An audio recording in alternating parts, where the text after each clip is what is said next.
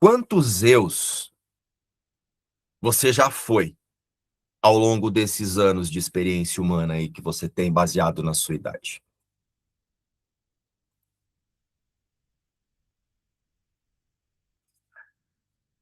E voltando em todos esses eus, você consegue encontrar um você? Qual deles é o verdadeiro você? Qual deles é a sua verdadeira experiência de vida? Tipo assim, ó, eu vivo por isso aqui. Esse é o sentido e o significado da minha vida. Ah, é o meu trabalho, depois é meu filho, depois é minha avó, depois é minha mãe. Eu vou explicar isso melhor. Para que nós possamos, então, a partir de todas essas perguntas aqui, né, e autorreflexões, decidir se queremos invocar o nosso próprio nome ou o de Deus, como a nossa verdadeira identidade. Porque não adianta ficar bradando por aí, invoco o nome de Deus e o meu próprio, sem entender o que é você e o que você invoca quando você está aí protegendo esse você. Quando a gente resiste a aceitar o óbvio, o que a gente está fazendo? Vamos usar novamente a perspectiva neurobiológica. Existe um procedimento que eu me lembrei agora enquanto falava com a Letícia em off. Existe um procedimento neurobiológico chamado hemisferectomia. Depois eu vejo se é isso mesmo, mas se eu, hemisferictomia, com um Czinho mudo ali. O que é esse procedimento? Essa hemisferectomia, ela é realizada para remover uma parte doente do cérebro. Então, suponhamos que tem ali um paciente, uma pessoa, ou até nós mesmos, que temos ali um exemplo, o hemisfério esquerdo do cérebro doente. Esse lado é o lado que contém a linguagem, né? O nosso sistema de linguagem. Já o outro é esse lado mais empírico, que vai para a comunicação. Acredito, não me lembro bem, mas acho que é isso.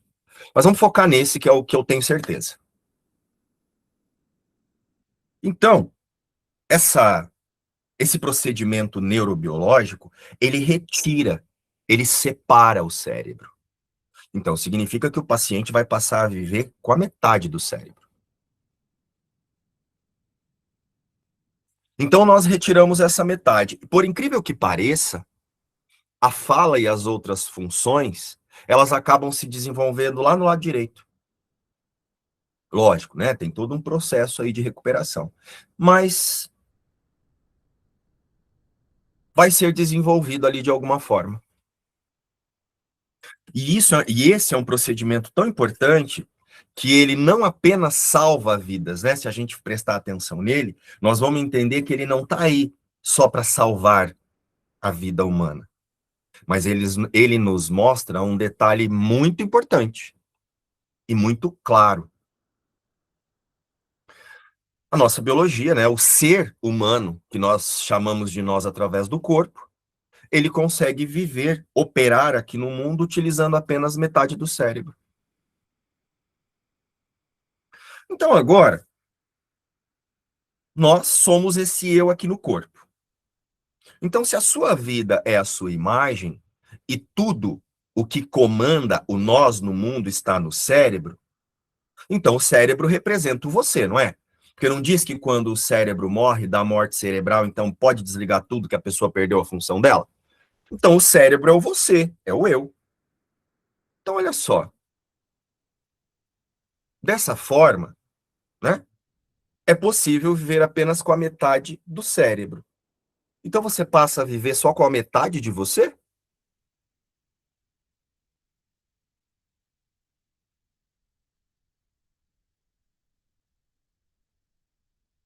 Vamos supor que eu tenho que fazer esse procedimento em você, Margarete. Você vai, só metade de você vai estar viva, a outra vai ter sido jogada no lixo?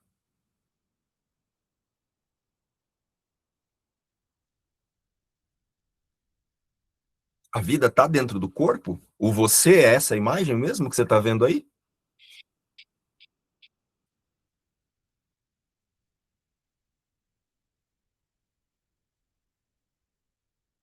Ou isso seria apenas uma amostra de que temos mais poder cerebral do que precisamos? O organismo tem mais potencial cerebral do que realmente ele utiliza. Ou também, será que não responde que há um vasto potencial ainda do cérebro a ser descoberto?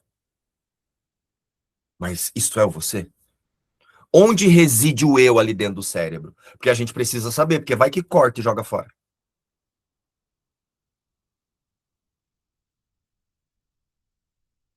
Pois é, né, gente? Fica óbvio que não tem nada ali, a não ser um organismo funcionando, não fica? Então, quem ou o que está usando o cérebro? E a linguagem e o corpo? Quando nós retiramos uma parte do cérebro, não fica óbvio que o corpo não representa o eu? Pois se a nossa existência fosse o corpo, as crenças tinham que estar contidas dentro do cérebro. Logo, ao retirarmos a metade do órgão, nós não deveríamos também retirar a metade das crenças, já que se você quer dizer que você é a crença? Ah, eu não sou o corpo, eu sou as crenças que animam esse corpo, mas as crenças estão dentro do corpo, então. Aí tira metade do cérebro, tira metade das crenças? Isso não aconteceu em nenhum experimento científico. Por quê? Ó, a despeito de tudo isso,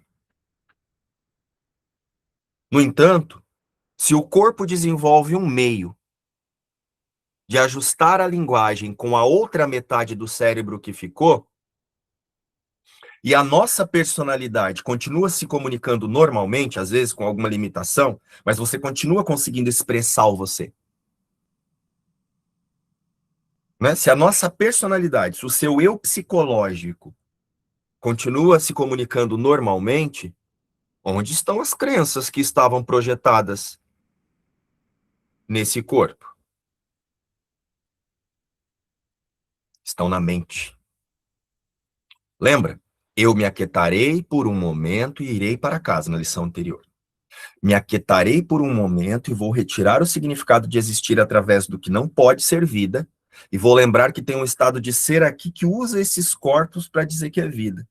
Então eu estou em casa, eu sou a mente, e agora eu preciso buscar a sanidade dessa mente e soltar o que é insano. Então, na mente, eu me aquietarei por um momento e irei para casa.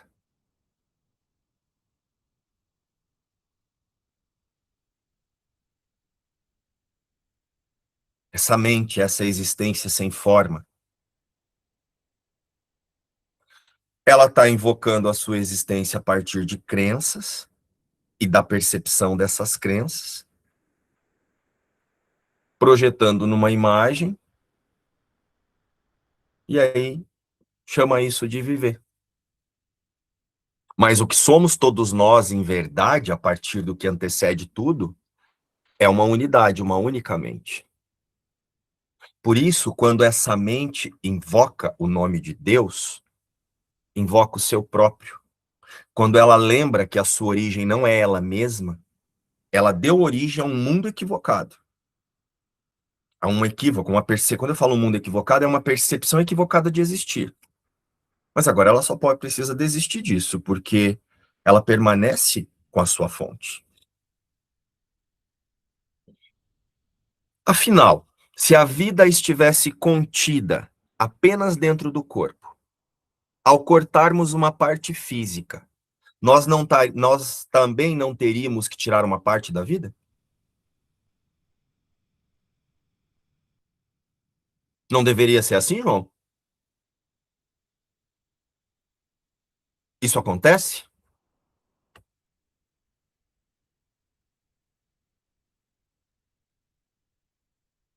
Presta atenção da diferença entre a função biológica, o cérebro, e a natureza da consciência, a mente. Essa consciência que você usa para caminhar pelo mundo e se fantasiar de diversos personagens em cada ambiente.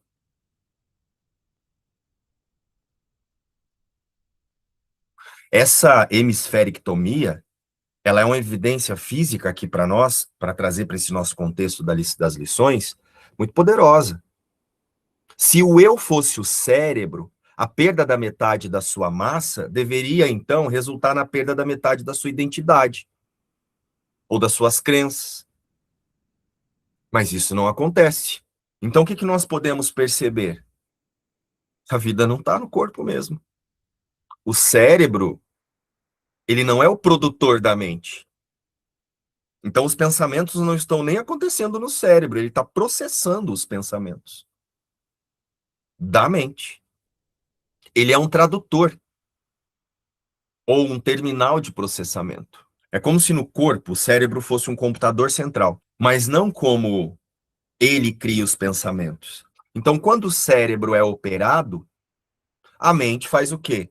Quando ele vai lá e é retirado a metade, a mente, que é o que dá origem a tudo, inclusive ao corpo, inclusive a comunicação, e é esse eu que se apresenta para tudo aí, ela encontra outro caminho para se expressar. Isso não prova que o você está bem antes do corpo, além de qualquer matéria física? Por isso que um curso de milagres afirma, declara e sustenta: a mente é a única coisa que é. O corpo é um efeito, não a causa. Essa é a ilusão da separação. Se o eu fosse o corpo, nós estaríamos limitados pela biologia. O seu estado de ser, isso tudo que você interpreta, estaria limitado pela biologia. Agora, quando a gente aceita que o eu verdadeiro é a mente, então você também aceita que somos a causa que projeta o corpo. E aí nós vamos escolher o que nós queremos projetar ali. Nenhuma intervenção física no corpo pode afetar a totalidade da sua existência real.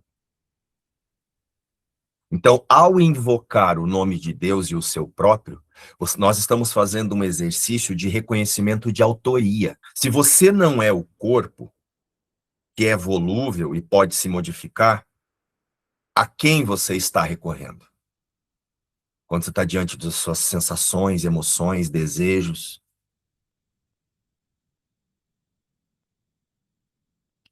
Ao nível da mente, que não pode ser alterado, que não foi alterado. Não pode ser alterado por nenhum procedimento médico, fisiológico ou biológico.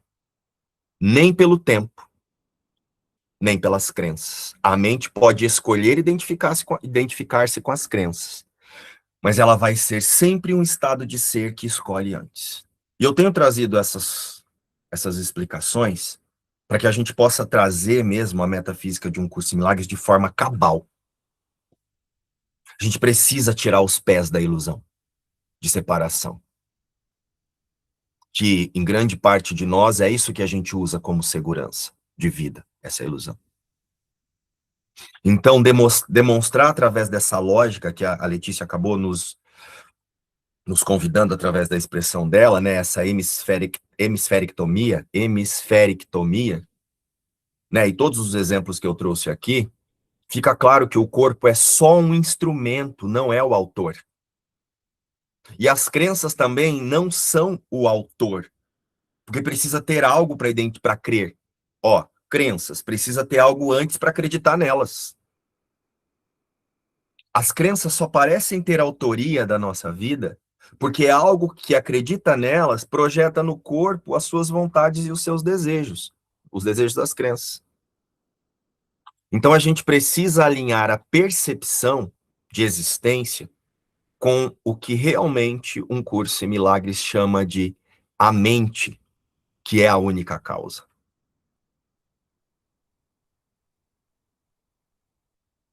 Se a gente vai por esse percurso, a gente minimiza o misticismo e foca só na obviedade da realidade. E tem dois pontos que vão tornar isso mais claro. Dois pontos que eu quero trazer aqui que vão tornar toda essa showlestra aqui mais claro. Se a vida dependesse da integridade do cérebro, a consciência oscilaria conforme a saúde do órgão. O seu estado de ser iria oscilar. No entanto, vemos de forma muito clara que a capacidade de estar ciente de estar vivo, a presença, permanece intacta. mesmo quando qualquer tradução cerebral está comprometida. Uma pessoa que passa por uma hemisferectomia, ela continua sentindo-se ela mesma. Ela não se sente só metade dela mesma. A única coisa que muda é o canal de expressão, é o movimento de expressão. Então significa que a vida, ela é invariável, enquanto o corpo é variável. E para que nós temos que entender isso? Aqui já acaba o medo da morte. Lembra o nosso estudo sobre a morte? Pode acontecer o que acontecer com o corpo, você não perde a vida. O que sustenta a vida não está na matéria. Então a destruição da matéria não pode destruir a vida. Mas eu posso continuar invocando o meu próprio nome através das minhas diversas facetas que eu apresento para o mundo e achar que isso é viver e continuar negando o nome de Deus, a minha verdadeira origem. Então nós falamos, né? Invoco o nome de Deus e o meu próprio. Então onde é que é o lugar onde esse lugar de invocação? Quando nós dizemos invoco o nome de Deus e o meu próprio, nós estamos fazendo algo que a maioria tenta fazer com o corpo. Por isso que eu estou trazendo essa explicação. E esquece que só pode ser feito na mente. Porque se eu invoco o nome de Deus e o meu próprio no corpo, eu sou o corpo. Aí eu invoquei o nome de Deus aqui para mim, eu vou lá, tiro um pedaço, acabou, já desinvoquei, fiquei só com um pedaço da evocação ali, da evocação.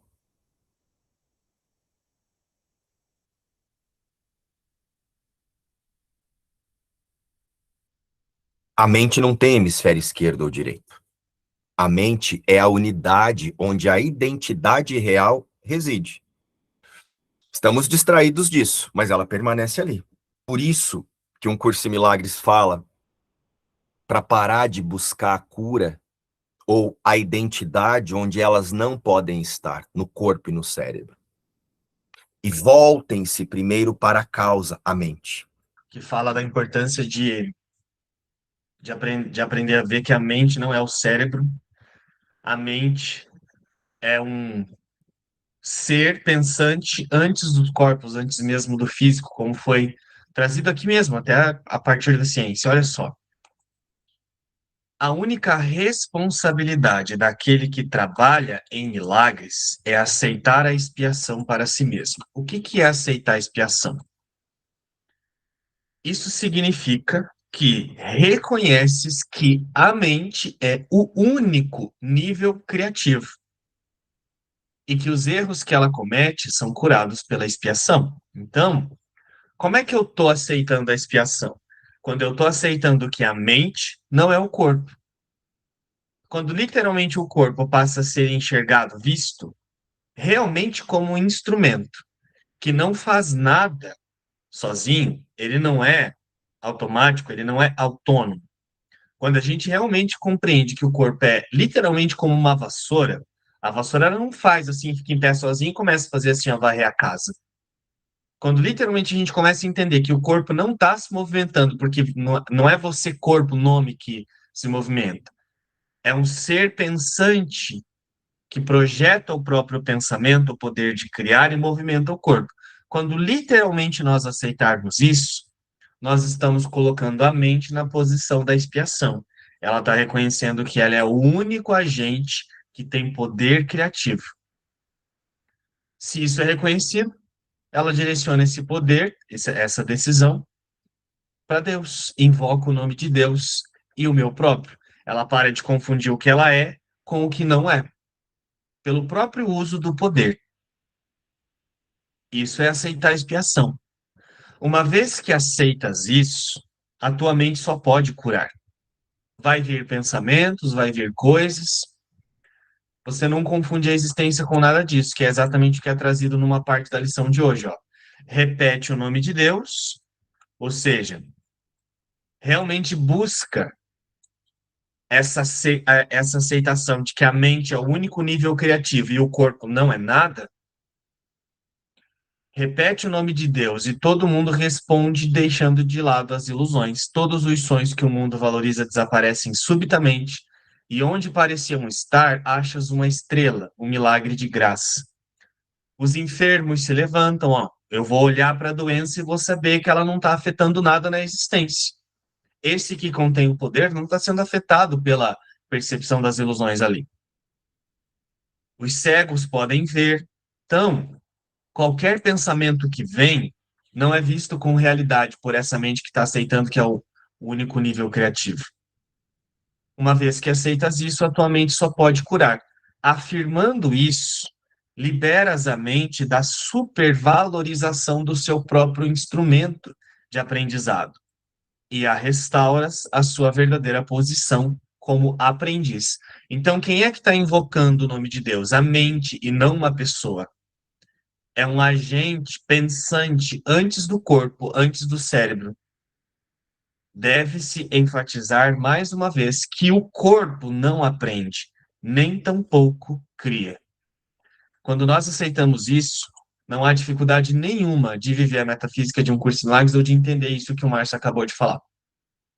É nessa compreensão, nessa aceitação que se compreende isso que acabou de ser dito, que nada está sendo perdido, nada está sendo retirado nesse percurso. É aqui que a gente para de ter medo desse próprio percurso. É isso. Então, pessoal, esse é o nosso estudo de hoje. Eu liberei para vocês a leitura comentada de ontem à tarde, está aí liberado ali no canal. Assistam, vai ficar liberado por um tempo, acho que até o horário do almoço. Ela vai dar o livro-texto, essa parte do livro-texto que o João faz a leitura comentada ali, ela é bastante importante para a experiência dessas lições que nós estamos fazendo, e principalmente a de hoje. Ela já começa nos convidando para a experiência da lição de hoje. O João já começa fazendo a leitura, fazendo esse convite. Então assistam, que vai ficar ali até umas 11h30, meio-dia no máximo. Depois volta para o clube de membros, lá para o grupo de estudos. Senão o pessoal não consegue assistir.